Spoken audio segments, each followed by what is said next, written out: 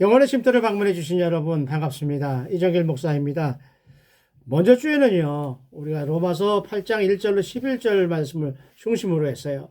예수 안에 있는 사람이라는 주제로 말씀의 은혜를 나누었습니다. 사도 바울은 로마서 7장까지를 통해서 우리가 의롭지는 않아요. 죄인이니까요. 그럼에도 불구하고 하나님의 은혜를 베푸셔서 예수 그리스도를 믿는 그 믿음을 보시고, 그래 이제 너희는 죄인이 아니고 의인이야.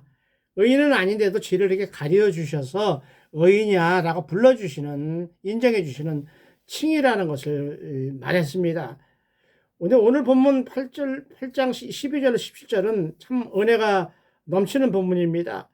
감사한 일이지요. 그동안 우리가 부족한 신앙 자세를 꼭 책망하는 듯한 로마서를 들으시면서요, 또 지루했지만 힘드셨지만 잘 참아내셨습니다. 우리가 무엇을 할 때 또 무엇을 해놓고 선배들이나 목사님들에게 이게 잘 됐는지 아니면 보완할 곳이 있는지 없는지 좀 봐주세요 라고 부탁할 때 쓰는 말이 피드백이거든요. 그 피드백이 말로는 참 좋은 것 같아요. 근데 실상 그 문제를 찾아서요, 이건 좀 이렇게 했으면 좋은 것 같아, 이건 이렇게 해야 될 것 같아 라고 도움 말씀을 주시면요, 참 고마운 말씀이지만 고맙다는 생각보다는 속이 이상하게 안 좋았던 것처럼 우리가 가진 신앙의 약점을 사도 바울이 건드리는 것 같아서 조금 힘드셨을 것입니다. 오늘은요, 누가 하나님의 자녀인가? 누가 하나님의 자녀인가? 라는 말씀을 살펴보겠습니다. 오늘 본문은 그러므로 형제들이요 라고 시작합니다. 그러므로 형제들이요, 우리는 육신을 따라 살아야 하는, 그러니까 육신이 원하는 대로 살아야 하는 육신에 비친 사람이 아니다. 비친 사람이 아니다. 이제 이렇게 이야기를 하면서, 다시 말하면 여러분이 하나님에게 은혜 입은 사람이라면, 은혜 입어서 구원받은 사람이라면 이전에 살던 그 삶처럼 살아서는 안 됩니다 라는 이야기였죠. 그러면서 만일 여러분이 육신을 따라 살면 반드시 죽을 것이다. 정신을 못 차리고 아직도 옛날처럼 육신을 따라, 육신이 원하는 대로 살면, 육신의 본능에 따라 살면 반드시 당신은 죽을 거다. 그러나 성령이 인도하시는 대로, 성령께서 말씀하시는 대로 몸의 그 나쁜 습성, 본능, 그 행실을 죽이면 당신이 영이 살 것이다 라는 말씀을 하면서 그 이유를 조목조목 하나하나 설명해 주는 것이 오늘 본문 전체의 그림이에요. 이제 2026년도도 시작한 지 엊그저께 같은데 벌써 3월 새봄이 우리에게 찾아오고 있습니다. 참 여러분이 사랑해 주신 것처럼 우리 영혼의 쉼터 방송이 많이 부응했습니다. 이 기회를 통해서 다시 한번 감사하다는 말씀을 드립니다. 이제 3년째 들어가죠. 3년이 이제 들어갑니다. 구독자 숫자는 아직 170명 정도로 그렇게 많지는 않지만 그래도 엄청 감사하지요. 저희 하나도 없이 시작했으니까요. 그리고 그동안 영혼의 쉼터 방송을 들으시고 우리 영혼의 쉼터 방송을 보시고 또 들으신 분, 그 누계라는 거 있죠. 쭉 합친 숫자가 그 영혼의 쉼터 통계를 보니까 약 한 12만 명 정도 되시더라고요. 엄청 감사하죠. 우리 같이 조그맣고 연약한 우리 그 영혼의 쉼터를 그렇게 많은 12만 명이나 되는 분들이 찾아와서 축하해 주셨다는 거, 같이 해 주셨다는 게 감사를 드립니다. 물론 구독자 숫자가 그렇게 중요한 건 아니에요. 뭐 김동호 목사님이나 정동수 목사님처럼 40년씩 목회하신 분들, 유튜브를 하신 분들은 구독자가 뭐 30만 명, 40만 명, 50만 명 되니까 그분들하고 우리가 상대할 건 아니지만, 2026년 들어서 새봄도 맞이했고 새로운 마음으로도 한 발짝 더 올라가려고 생각을 하다 보니까 부탁을 드리는 거죠. 나이 드셔서 구독하는 걸 누르지 못해서 하시는 분들이 사실 태반이더라고요. 이 들려오는 말 들어보면 구독을 어디에 눌러야 구독이 되는지 몰라서 못하고 있어, 이런 말씀도 많이 하셔요. 그럼 뭐 자녀들한테 아니면 아는 분들한테 물어봐서 이렇게 좀 해주시면 엄청 감사하죠. 그리고 이웃들에게도 이 목사가 그러는데 좀 이렇게 좀 도와달래, 우리 한번 해주자, 응? 이렇게 말씀해 주시면, 홍보해 주시면 엄청 감사할 것 같습니다.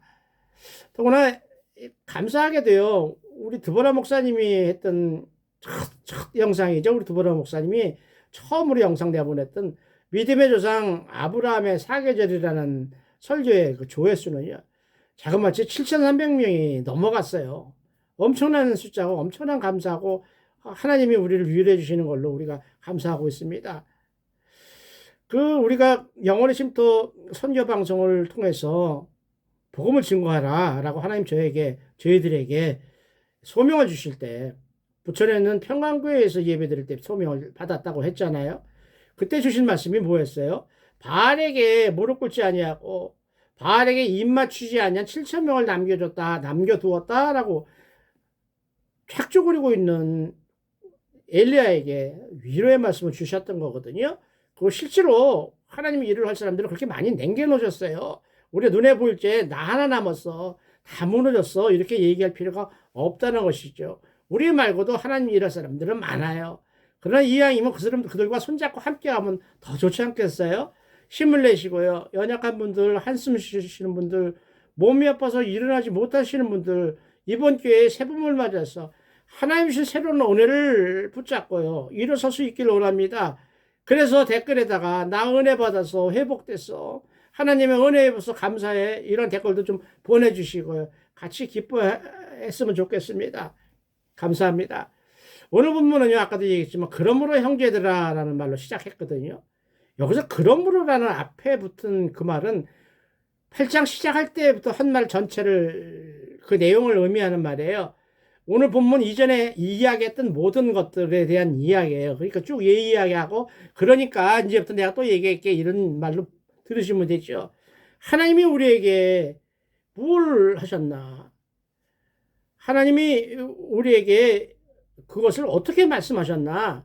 그 말씀하신 하나님은 어떤 분이신가를 설명을 하는데, 그것을 우리가 참 이해하기 어렵지만 굳이 교리적으로 정확하게 이야기하는 로마서의 이 문장을 보면 삼위일체 교리를 통해서 설명을 하고 있어요.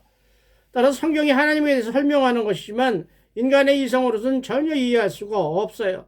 또 성경에서도 삼일체라는 말을 사용하지 않으셔요. 굳이 사용하지 않으셔요. 사용하지 않아도 본인이 삼일체이시니까 분명히 굳이 설명하고 해명할 필요가 없으니까 말씀을 안 하셨던 것뿐이에요. 그러나 우리에게는 삼일체 교리가 상당히 중요한 것이기 때문에 오늘 이왕이 말이 나온 길에 이 로마서 본문이 지나가면 또 기회가 없잖아요. 그래서 삼일체에 대해서 잠깐 살펴보고 가야만 할 것 같습니다. 먼저 주 8장은 삼일체 하나님을 소개하면서 인간의 죄악된 마음, 우리의 마음, 죄악된 마음, 회개하지 못한 아직 새로 변화되지 않은 마음은 하나님을 늘 대적한다고 했어요. 그러니까 한마디로 하나님과 싸운다는 얘기보다 하나님의 말씀을 참 기지개 말을 안 듣는다는 얘기죠. 한마디로 하나님 이렇게 말씀하시면 일로 가고 청개구로 그냥 그렇게 못됐다라는 이야기예요. 그럼에도 하나님은요, 그런 인간들, 그런 하나님의 당신의 자녀들을 구원하시기 위해서 당신이 직접 인간의 육신을 입고 이 땅에 오셔 십자가 지셨다. 그것을 그 삼일체 교리로 나눠서 이야기하면 저는 늘 그랬잖아요. 하나님 본인이 직접 인간의 육신을 입고 이 땅에 오셔서 십자가를 지시고 고난당하시고 죽으시고 부활하시고 다시 승천하셨다라고 쭉 이야기를 했죠. 하나님 한 분을 통해서. 그런 삼일체 교리를 이야기하면 하늘에 계신 성부 하나님이 자기 아들 성자 하나님 예수님을 이 땅에 보내셔서 당신의 구속사를 완수하게 하셨다, 이루게 하셨다. 무엇으로요? 십자가에서 흘리신 예수님의 보혈로 말미암아. 이렇게 이제 삼일체 교리를 설명하면 나누어서 세 분에서 설명을 하게 되죠. 그렇게 예수님은요, 당신을 믿는 자 안에 말씀으로 우리하고 함께 계시거든요. 지금 예수님은 하늘 보자 하나님 우편에 계시기 때문에 말씀으로 우리하고 계셔요. 그 대신 그 말씀을 누가 붙들고 같이 계셔요? 성령 하나님이, 하나님의 영이시고 예수의 영이신 성령 하나님께서 대신 우리 마음속에 심령 속에 내주하셔서 우리를 지키시고 선한 곳으로 인도하시는 감사한 일이죠. 그렇게 삼일째 하나님은 우리의 구원과 우리가 예수님을 닮아가는 성화의 과정까지도 쭉 관여하고 계신다, 돕고 계신다는 말이죠. 감사한 일이죠. 그러므로 오늘은 삼일체 하나님을 신학적으로, 목회적인 게 아니라 성경적인 게 아니라 신학적으로 한번 살펴보면요. 빌립보서 2장 6절은 삼일체 하나님을 소개하면서 예수님을 설명하기를 그런 근본 하나님의 본체다. 뭐 얘기할 거 없이 그분은 그냥 하나님이 그분이다라는 얘기죠. 하나님의 본체, 하나님의 몸뚱아리다. 우리가 예수님이라고 이야기하지만 그는 근본 하나님의 본체라고 이야기를 해요.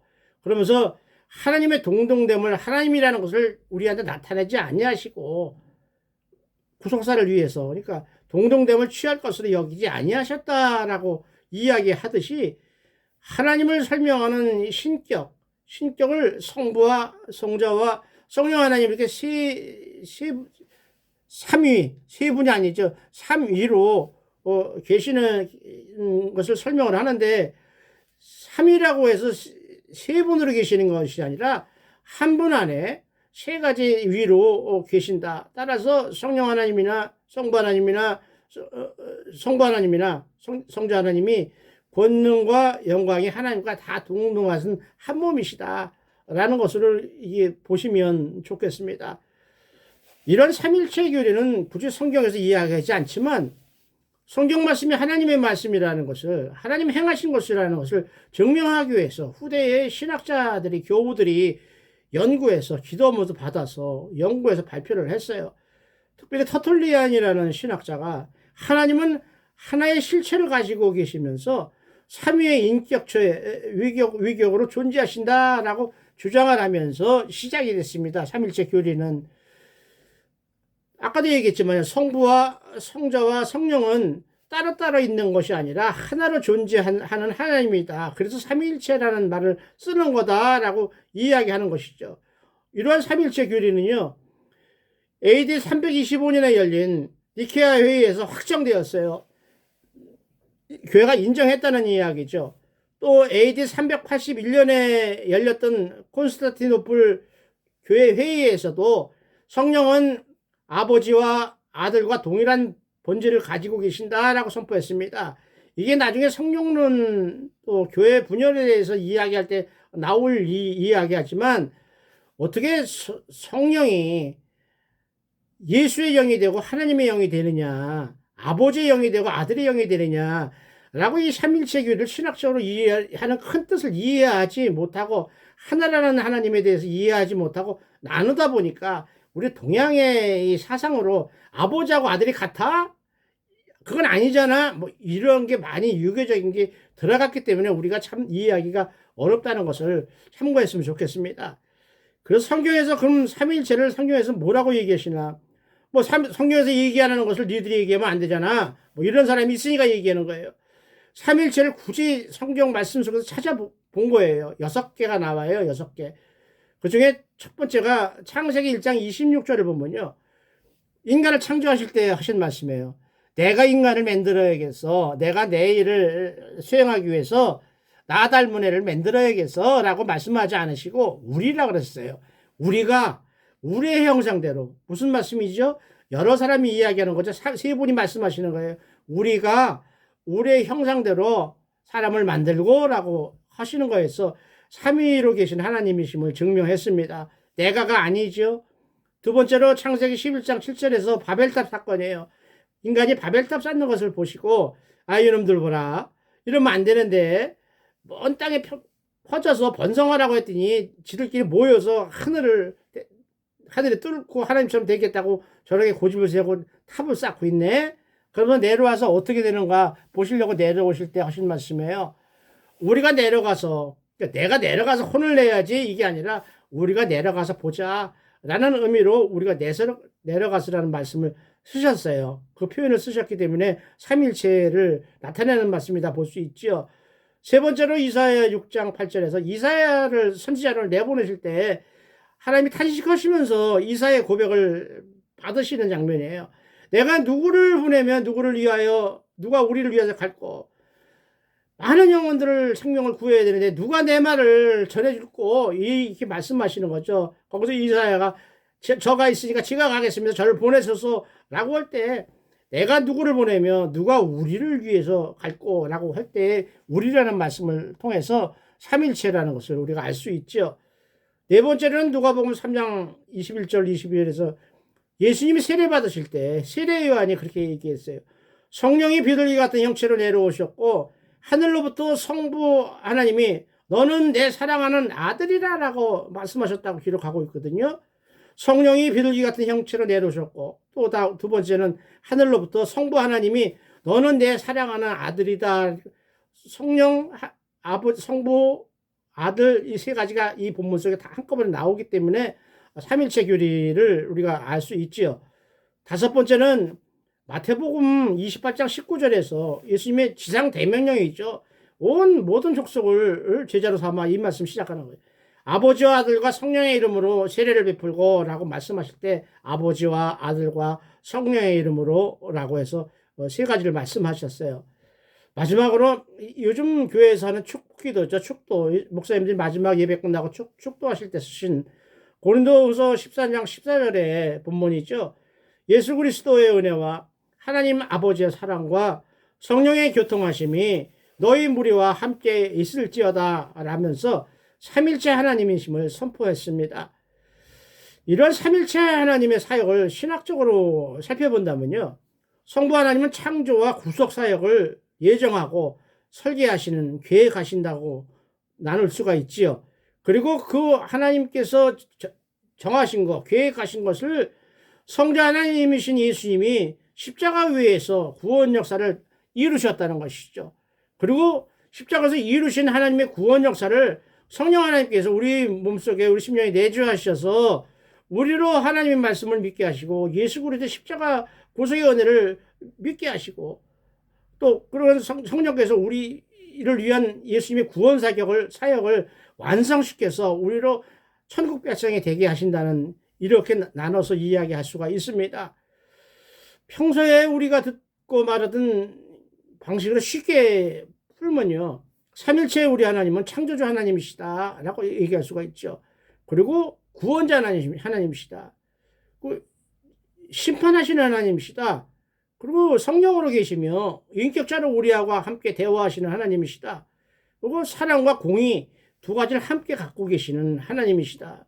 그래서 거룩하신 하나님이시고 온 우주 만물을 창조하셨으며 섭리하고 계신 우리의 하나님 아버지 하나님이라는 것을 이렇게 이야기할 수가 있겠지요. 드린 말씀이 좀 딱딱하지요. 신학적이라 그래요. 이제 본문이 말하고자 하는 메시지를 간추려서 한번 말씀을 드리고 갑니다. 오늘 본문에서 사도 바울은요. 그럼 누가 하나님의 자녀인가? 그러한 거룩하시고 어마어마한 하나님을 아버지라고 부를 수 있는 사람이 과연 누군가? 그 얘기를 오늘 하고자 하는 거예요. 하나님을 아버지라고 부를 수 있는 사람이 누군가? 당신인가? 여러분인가 전가? 이 얘기를 해주려고 하는 것이죠. 어느 누구도 내가 하나님의 아들이에요 얘기할 수 있는 사람이 별로 없잖아요. 그렇게 죄 많은 사람 우리가 어떻게 하나님을 아버지라고 부를 수 있겠어요? 부를 수 있는 그것을 오늘 이야기해 주는 거예요. 하나님의 영이 성령의 인도를 받는 사람이 하나님의 자녀다라고 오늘 이야기를 해요. 그렇게 이야기를 하면서 그걸 신학적으로 논리적으로 설명을 해주기 시작하는 것이 오늘 본문이에요. 너희가 성령의 인도를 받는 곧 하나님의 자녀야. 왜 그런지 내가 설명해 줄게. 이 얘기죠. 바울은 우리가 은혜를 입어서 하나님의 자녀가 되었다고 선포를 했습니다. 그러면은 우리가 살아가야 하는 삶의 모습이 어떠한지 강조하는 거죠. 너희가 진짜 하나님의 자녀로 살아간다면, 진짜 하나님의 자녀가 되었다면 너희 삶에서 무엇이 보여줘야 될까? 어떤 모습으로 너희가 살아가야 될까? 옛날에 그 모습으로 살아가야 될까? 아니면 변화된, 성화된 모습으로 살아가야 할까? 이것을 이야기하고자 하는 것이죠. 그 얘기를 하고 싶은 거예요. 우리가 구원받은 것이 우리가 잘나서가 아니라 하나님의 은혜로, 일방적인 은혜로 구원을 받았다는 것을 우리가 인정을 한다면, 인정할 수밖에 없다면 하나님의 뜻대로 성령이 인도하신 대로 살아야 한다. 그 얘기예요. 따라서 사도 바울은 우리가 막연하게 그냥 듣고 지나쳐버렸던 이미 구원받은 거야. 우리 예수 믿으면 구원받는데 교회 다니면 다 구원받는다 그러잖아. 이렇게 그냥 대충 넘어갈 것이 아니라 교리적으로 정확하게 너희가 은혜로 구원받았냐? 행위로 구원받았냐? 다시 말해서 이 신칭이 로마서 사도 바울의 말대로 은혜로 구원받았냐? 그러니까 행위를 무시해도 된다. 이런 느낌이 오지요. 그 야고보서 무슨 은혜냐? 은혜 입었다면 행위로 나타내줘야지. 이렇게 이 양립되는 물론 야고보서는 사도 바울이 이 신칭이 주장하기 이전에 기록한 성경이기 때문에 또 유대인을 상대로만 쓴 성경이기 때문에 그런 뉘앙스는 충분히 있어요. 오늘 로마서 끝나고 야고보서를 그래서 준비를 하고 있어요. 그때 또 자세하게 또 말씀드리는 걸로 하고요. 그렇게 은혜냐 행위냐 이렇게 나누지 마라. 은혜 입은 자는 행동에서 나타난다. 이런 얘기죠. 행동에서 나타나는 사람은 당연히 은혜 입은 사람이다. 뒤집으면 뭐예요? 행동에서 나타나지 않는 사람은 은혜를 입은 사람이 아닐 수도 있다라는 이 무서운 말씀을 오늘 지금 하고 있는 거예요. 은혜 입은 사람은 그렇게 살지 않는데 너 행동을 보니까 너는 말로는 예수 믿고 교회 다니고 은혜 입었다고 네가 떠들고 있지만 은혜 입은 사람 같지가 않아. 진정으로 은혜 입은 사람 같지가 않아. 무슨 말씀인지 아시죠? 진정으로 은혜 입은 사람은 어쩔 수 없이 육신을 가졌기 때문에 죄를 짓고 살아갈 수밖에 없지만 그래도 회개하는 모습이 보이고 더 하나님을 온전히 섬기려고 몸부림치는 모습이 보인다. 이런 이야기입니다. 그러므로 영어로서 몸의 행실을 죽이면 살리니 이렇게 말씀하시는 거예요. 역설적인 거예요. 너희가 몸의 본능이 너희에게 유혹하는 미혹하는 그것을 영적으로 영의 힘으로 그러니까 한말 성령을 의지해서 그 행실을 죽일 수 있다면 그래서 그 잘못된 행실들을 하지 않고 살아갈 수 있다면 너희 영이 살 것이다. 죽지 않고 무너지지 않고 살 것이다. 참 감사한 말이에요. 그 나쁜 습관이 뭐죠? 성경은 보통 이렇게 표현을 해요. 음란, 부정, 사욕, 개인적인 지나친 욕심을 이야기하죠. 뭐 탐욕이라고 얘기하기도 해요. 그 악한 정욕, 또 탐심. 오죽하면 갈라디아서는 탐심은 우상숭배라고까지 이야기할 정도로 욕심 많이 부리는 거는 별로 좋은 게 아니다는 얘기죠. 은혜 입은 사람은 오히려 나눠줘야 된다는 것이죠. 은혜를 받았으면 나눠줘야 더 많은 것을 받는다는 말을 뒤집으면 이렇게 되죠. 혼자 움켜쥐려고 탐심을 부리면 그건 우상숭배하는 짓처럼 나쁜 거야 라고 우리가 받았으면 좋겠습니다. 반대로요, 성령의 인도하심을 받는, 그래서 순종하려고 하는 사람은 어떻게 해요? 성품이 바뀌어요. 말하는 스타일이 바뀌어요.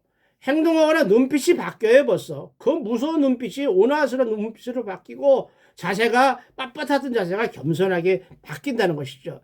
그 예수님을 닮아간다고 했어요.